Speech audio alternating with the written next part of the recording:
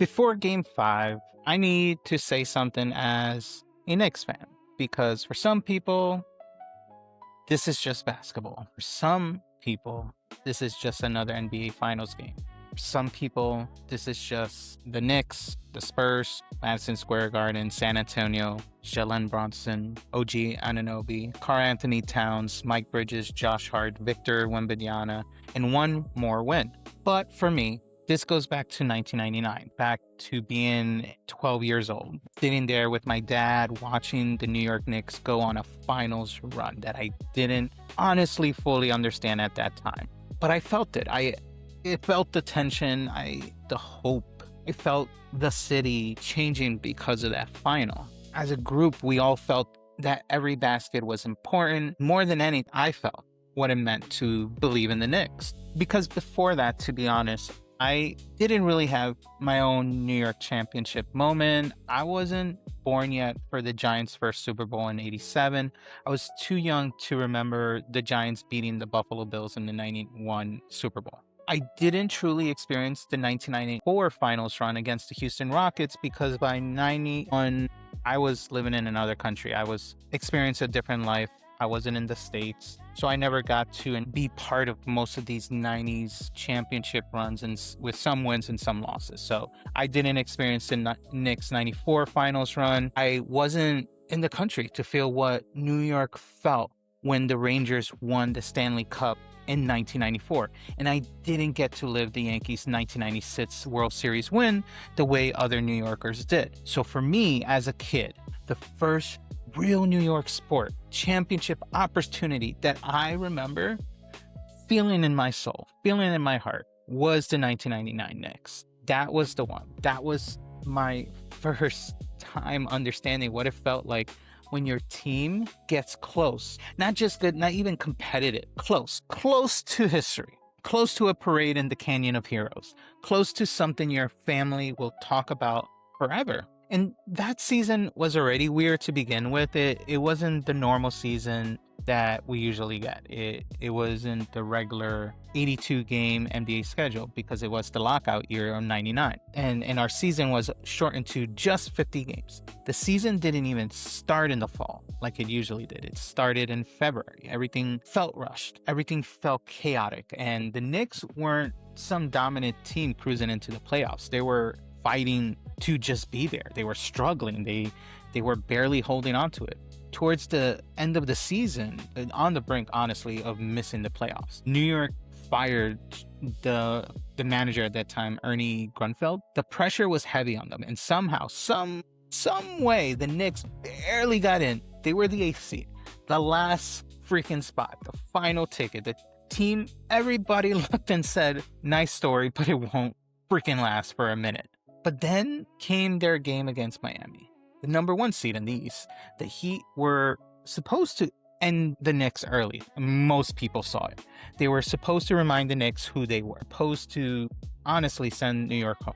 And then Allan Houston, that shot, that bounce, the moment with less than a second left, that was the kind of play that makes a 12-year-old kid believe anything's possible, man. The Knicks didn't win.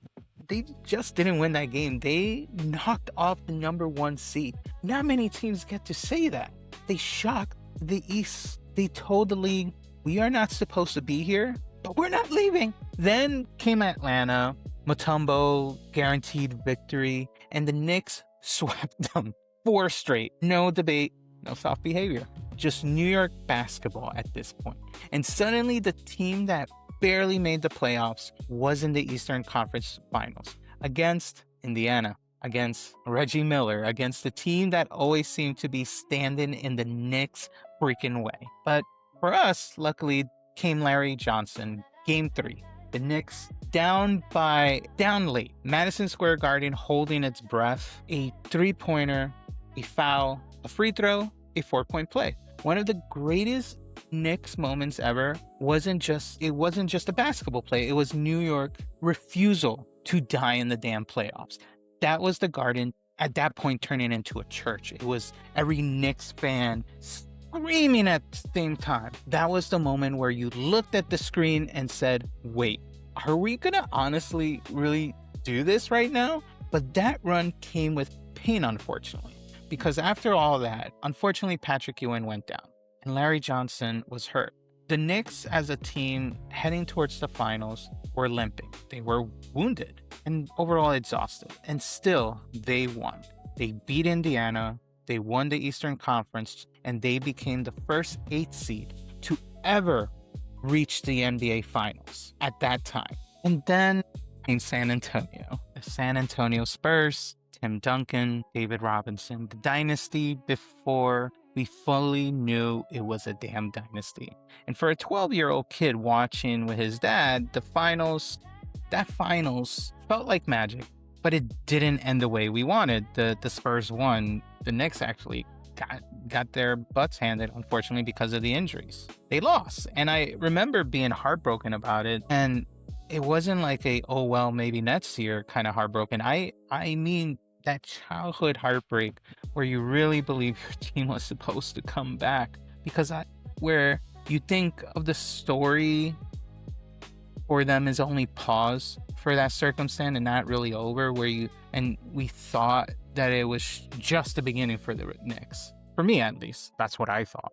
And I remember asking my dad something in the words like, we'll see them back next year, right? And he couldn't really give me a clear answer when I asked that, to be honest. And it wasn't because he didn't want to believe, but because as a New York sports fan, sometimes you know better than to promise a kid something this city may not be able to give back. And just like that became the beginning of the longest finals dry spell in Knicks history. Year after year, season after season, trades, hopes after hopes. It was it. I was very hopeful, but it unfortunately never happened. And I'll be honest, I'm a casual Knicks fan, guys. I'm not going to sit here and act like I watch every single game, every single year, through every bad season, every rebuild, every roster change, and disappointment.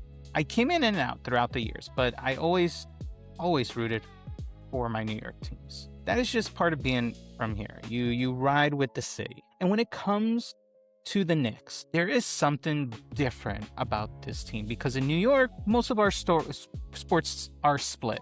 In baseball, you got the Yankee fans and the Mets fans. Football, you got Giants fans and Jets fans. Hockey, Ranger fans and Islander fans. There's always a line when it came to those sports. There was always debate. There was always somebody on the other side of the argument. But for the Knicks are different. The Knicks are the one city team that can actually bring everybody together. When the Knicks are good, New York feels united. Everybody becomes orange and blue.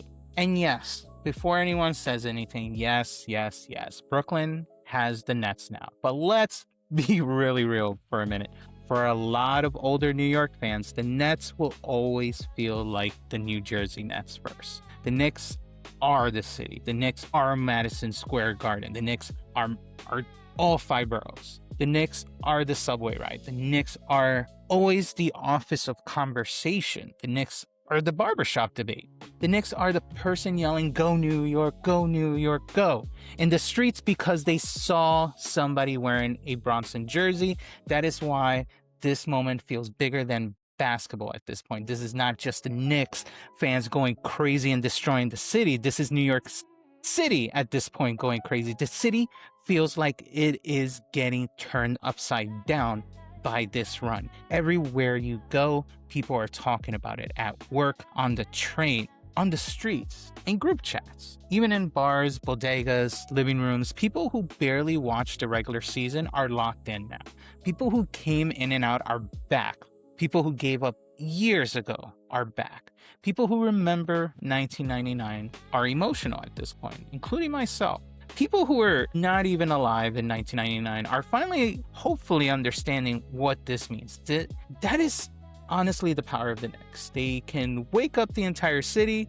They can make New York feel like one city again, and sometimes they can heartbreak them. It's a love and hate relationship at sometimes, but you always come back for more. And that is why the 2026 feels different. We saw them getting good. Or we saw them coming back as a team in the previous years before this year. But this is the year. This is the year the Knicks are finally chasing a championship that feels attainable. That is New York City. It's them chasing a release. There were moments between 1999 and now. Let's not forget those. There were flashes. There were nights where we thought maybe the Knicks were coming back.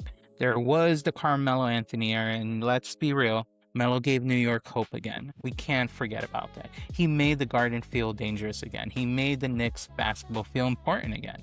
There were playoff moments. There were scoring explosions. There were even nights where you believed. And of course, there was also the Linsanity era for a few weeks. Jeremy Lin had New York basketball taking over the world. The city was alive. The Garden was electric. Everybody was talking Knicks again. And for a moment, it felt like magic had returned. But it still wasn't this. It wasn't the finals. It wasn't one win away. It wasn't a team. It wasn't just about one player. It was a whole united front making it happen. It wasn't the same opponent from 99 standing across from us again. Nothing between 99 and now felt this close. Nothing felt like this until now. Now look where we are. Knicks, Spurs, NBA Finals once again, 27 years later, and this time the story is different because in 1999, the Spurs beat an 8-seeded Knicks team that had already emptied the tank. Patrick Ewing was hurt, Larry Johnson was hurt. The Knicks were running on heart, pain, and tape and New York pride at the end of the day. They fought their way to the finals, but by the time they got there, they were wounded. There were no excuses. The Spurs won. They earned it, but let's be honest about the story. They beat a broken version of the Knicks. This time, though, there are no excuses. This time, the Knicks are not crawling into the final. This time, the Knicks are not just happy to be here. This time, the Knicks came in like a revenge spree. A complete squad, a dangerous squad, a team with toughness, depth, belief in a city behind them through and through.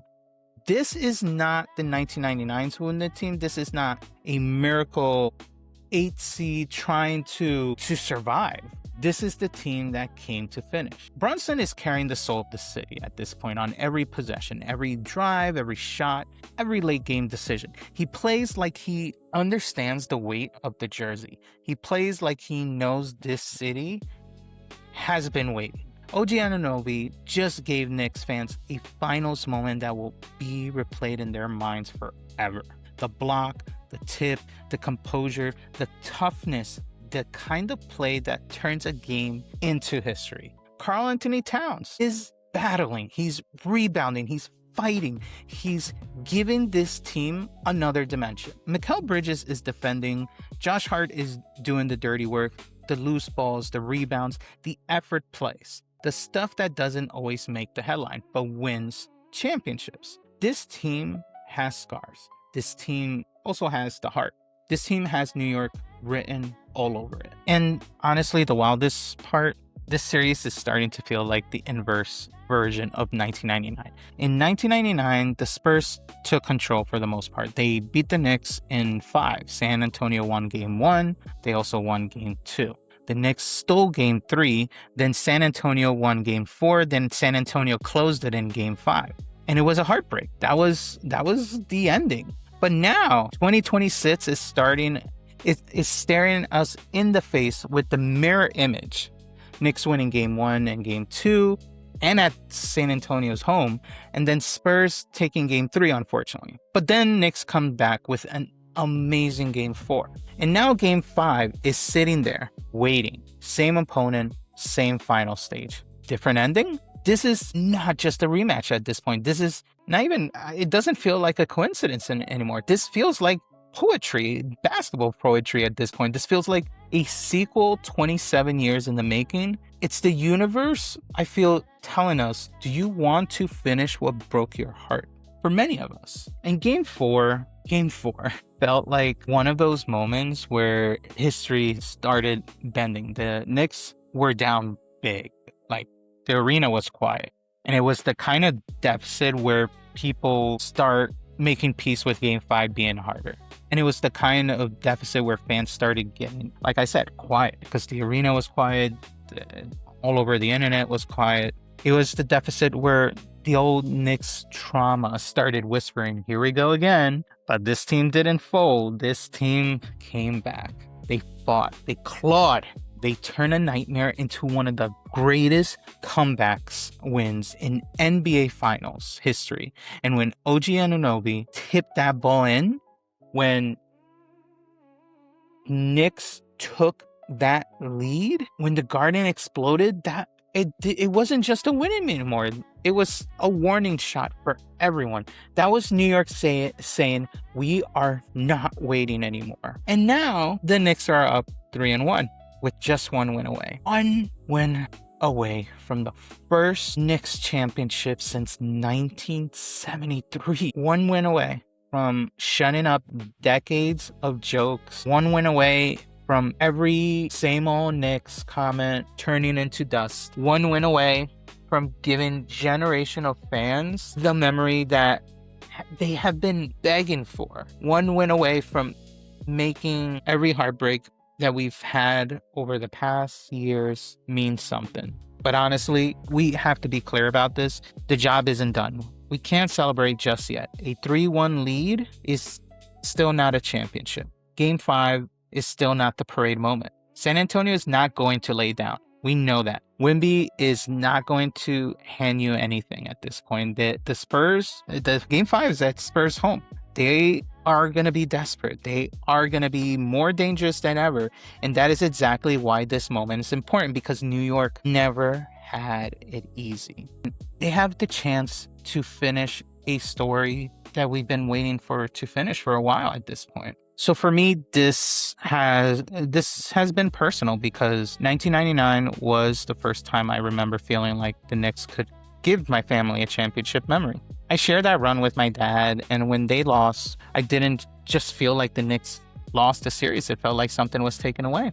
That innocent belief that you just come back the next year, that your team will always get another chance, that if the story hurts, the sequel comes right away. Kind of maybe like Avengers Infinity War and Avengers Endgame. It felt like that, to be honest. Yeah, they got messed up the first time, but they'll come back the second one kicking and screaming. But sports don't work that way. The Knicks didn't come right back. The years pass. I'm older now. I'm almost hitting 40. The years pass. The teams changed several times. Our city has changed. I changed. The kid who asked his dad if they would be back next year grew up. But the question never really went away. Will we ever get back? Will we ever see this again? Will the Knicks ever be this again? And now, finally, the answer is yes. We are back. Not next year. Not someday. Right now. This moment. And that is why Game 5 is not going to be just another game at this point. It is the generational moment.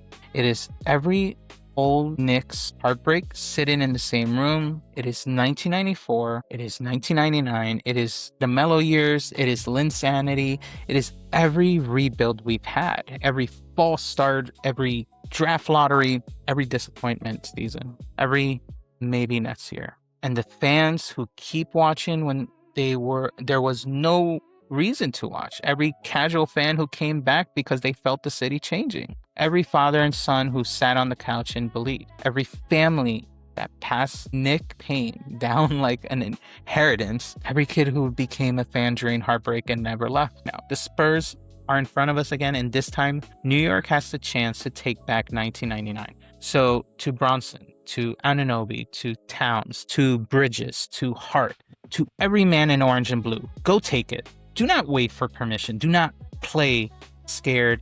Do not protect the lead. Do not even let history breathe. Do not give San Antonio any opportunity of life. End it in 5 if revenge is the story. Bring it back to the Garden if destiny demands the final scene. But whatever you do, finish 1999. Finish the heartbreaks. Finish the droughts that we had. Finish the jokes that were thrown at us. Finish the pain. Finish the story, as they would say in wrestling. For the fans who stayed, for the families who watched, for the kids who cried, for the dads who couldn't promise next year, for every New Yorker who kept believing when believing made no sense, for every casual fan who came in and out but never stopped rooting for New York, and old school New Yorkers who knows that when the Knicks are here, the city is won. For for every person losing their minds in a bar, in a bodega, in a living room, or even on the subway at work or in the streets, because the Knicks have New York upside down right now. For every Knicks fan who has waited since 73, for every memory that almost became a celebration, for every maybe next year that turned into decades, this is the moment right now. This is the chance. This is the ending we've been waiting for. New York, I need you to stand up, Knicks fans, and believe. One more win, one more game, one more chance to turn Heartbreak into history. But one way or another, ended once and for all, and finished for most of us 1999, and let's go Knicks.